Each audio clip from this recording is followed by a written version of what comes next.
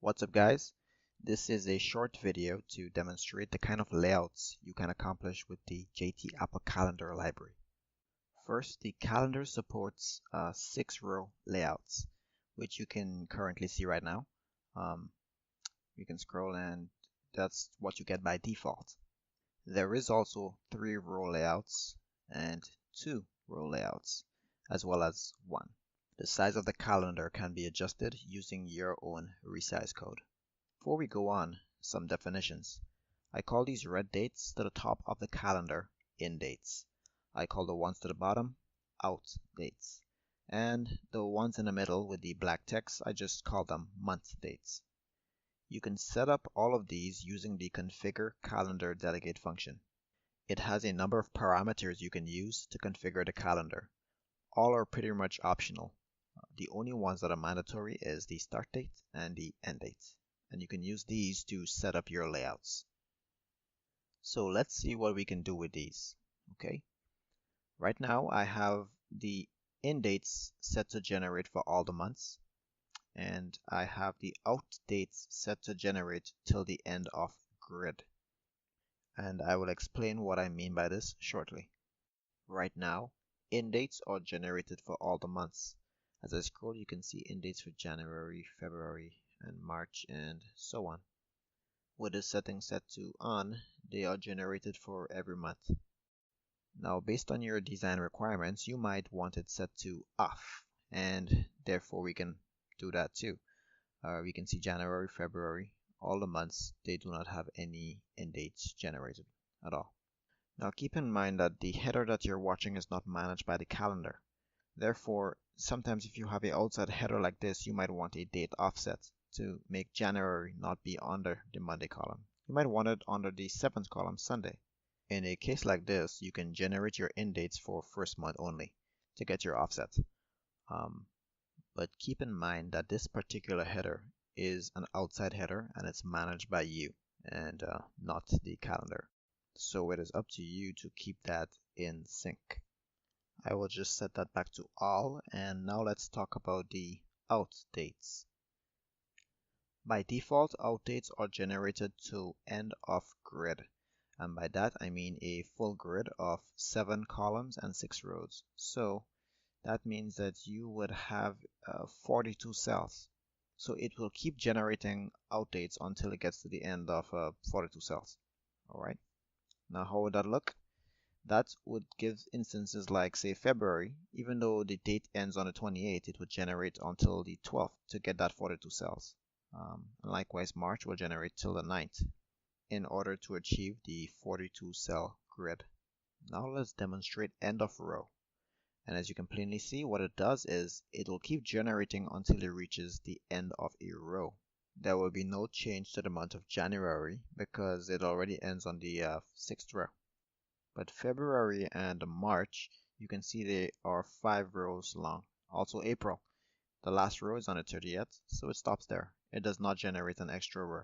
Again, let's show the difference between end of row and end of grid. End of grid is clearly 42 cells. Now let's set it to off. You can see that no out dates are generated for these months. So it all depends on what your layout is. You can design a calendar to suit your needs. Now, based on whatever custom layout you may want to accomplish, you might want to have the out dates and end dates generated, but you want to have them hidden. This is easy to accomplish with this library by simply changing the visibility of those cells.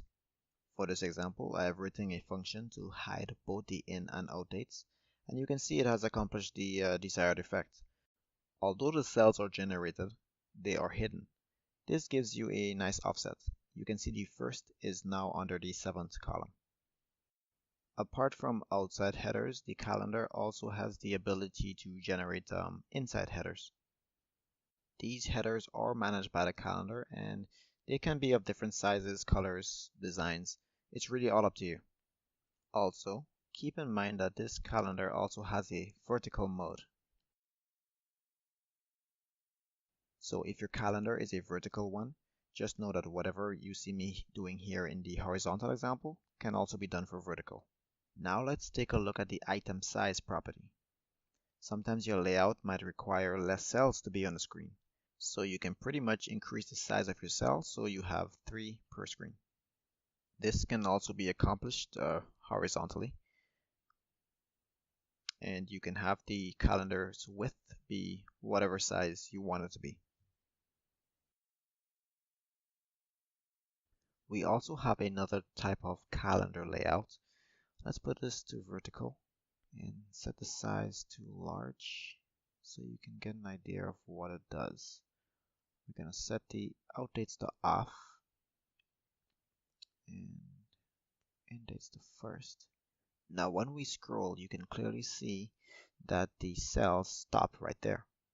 And that's because there is by default a strict boundary set that 1 month's dates cannot cross into another month's date. But by disabling that strict boundary, we can now have the month snap right in there. So we have a layout that's sort of flowing, where 1 month starts, 1 month ends, the other one begins, and so on. Another calendar property I use frequently would be the cell inset property. With this, I can come up with a number of different designs depending on my requirements.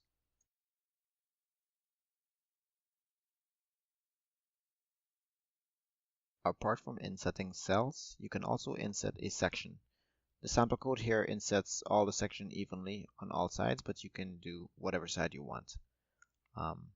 This allows you to put designs like, say, having a border around your calendar. For example, this one, which was created by a user of this library.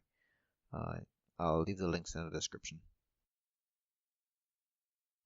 And that is pretty much it for calendar layouts.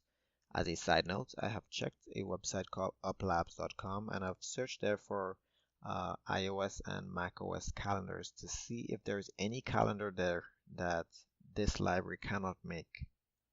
And as far as what I've seen, I think it's able to create pretty much every grid style calendar that exists there. So I'm pretty sure that this framework can be helpful to you and your project. If you like the project, don't forget to leave a star rating on GitHub. I have left more information in the description section of this video. So have a good one, guys.